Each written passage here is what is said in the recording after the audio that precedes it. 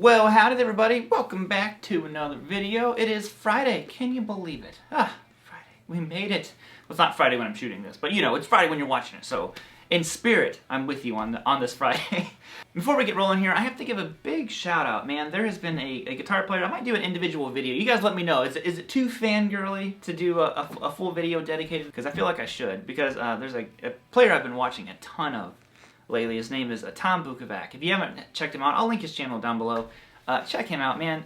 His stuff has just, I've been so inspired to play from watching him. And I'm stealing a lot of stuff, so I feel like I kind of owe it to him to make the video.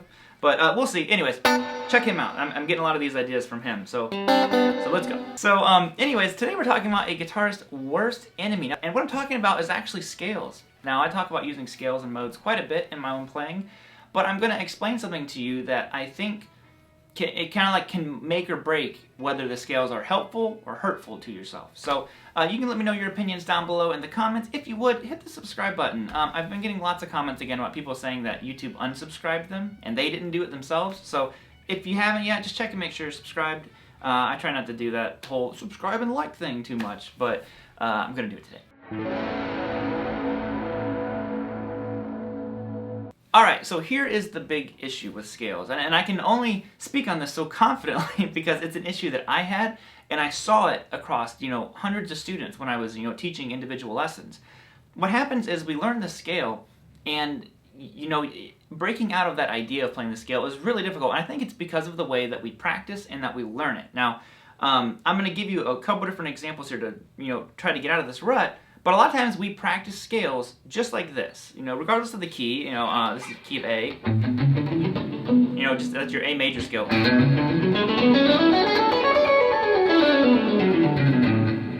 Now, if you are the 3-note per string kind of guy or gal, that's how I do a lot of stuff. Doesn't matter how you do it. The scale is the scale, essentially. Whether it's major, minor, pentatonic, quadruple, Hungarian, minor, dexatonic, diminished, whatever it is, that's how we practice it a lot. Now what happens is you spend hours practicing it like that, and then all of a sudden we try to just jump right in and like, alright, got the scale, time to make some music. And it doesn't work that way. So what I found that helped myself and a lot of people out, this is something I started doing, long time ago, and I was a very young player. You need to practice the scale when you're in that learning phase over something. Now I've talked, a lot on here about droning tracks. I'm going to show you some different ways to practice this. But for example, if we're playing this A major scale and we have it, you need something behind it. If you don't have anything behind it, the scale is never going to not sound like a scale. Sounds like a scale. Put something behind it.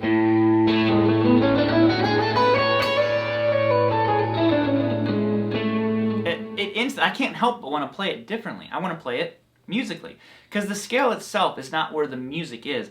It's the rhythm, it's the backing, whatever is behind it is what allows the scale to do its job. It's just a map. It's just giving you notes that will sound good over this chord or this key, So, like I said, the best thing you can do is to practice your scales when you're learning them over something. Now, like I said, I recommend a droning track. When I was playing the guitar, first learning, it was, pre-YouTube and all that stuff, so I couldn't just YouTube and Google backing tracks. Now you can. Now you can do backing tracks, droning tracks, all this kind of stuff.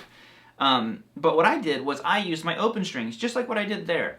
That was my backing tracks, I didn't have anybody to jam with, so my open strings and using my thumb over the top of the neck, kind of the Hendrix style thing, became my backing tracks. So, and I played the E so much just because that's what I practiced, because it was the lowest string I could play.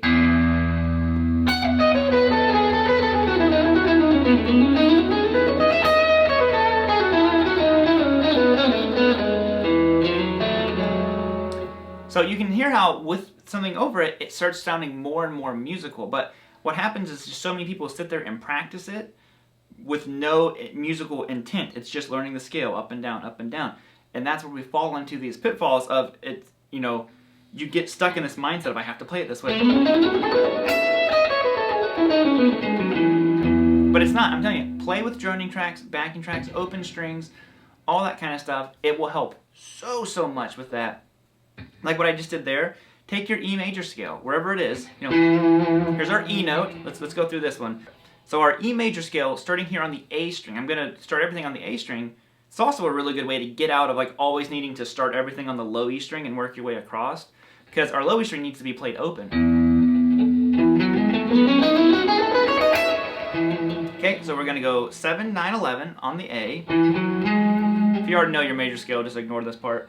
Then you're gonna go 7, 9, 11 again. Okay, then 8, 9, 11, 9, 10, 12, and then 9, 11, 12. So it sounds like a Christmas carol. But now I can play that open low E string over top of it, and listen. So don't just sit there and go like this all day.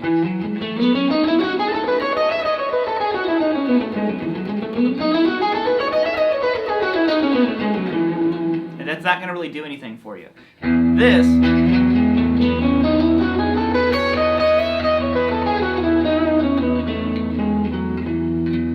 it's starting to sound a little bit more. Now, you know, you can practice on adding a little bit more variety to it, maybe more rhythmic context to it. So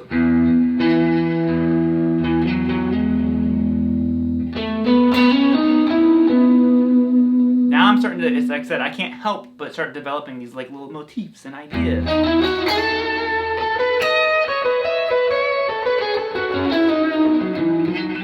I guarantee you those things would not be coming out if I was just sitting there playing the scale. Like, you have to have something behind it. That's what gives the scale its life, you know.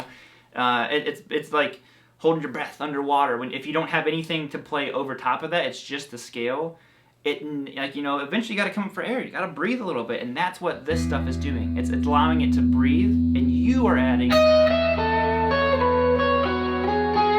It's really how you get into other modes too. You can play more modal stuff. Sit there and okay, so that was all major. But what if I wanted to do, like Lydian? You know, I always go Lydian because it's such a strong sound. So.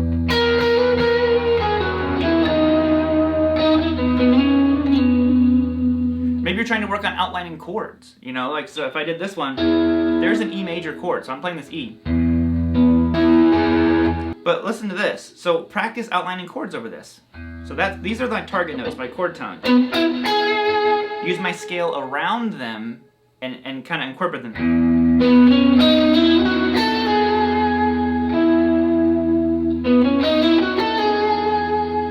Now I'm outlining that chord.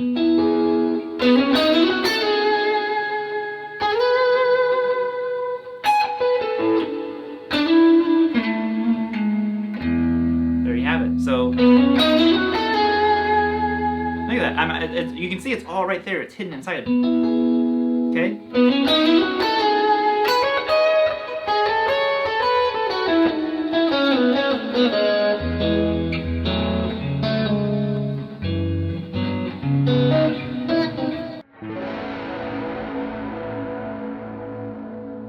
So there you have it. So like I said, if you are not using your scales and stuff in a musical way, it really just bogs down your playing and traps you in this unmusical realm. You use it in a lot of stuff, but like I said, just make sure that what you're playing is over something. I can't tell you how difficult it is to learn how to play over stuff if you never do it. If you spend all of your time playing over just dead space, man, it makes it tough. It makes it really hard to break out of that and just all of a sudden start developing musical ideas.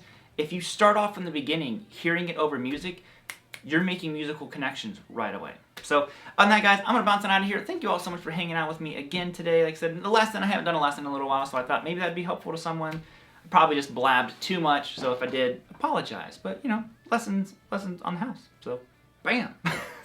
I'll see you guys all later. I'll lay down some rhythm for you here, and just have a good rest of your day. So I'll see you all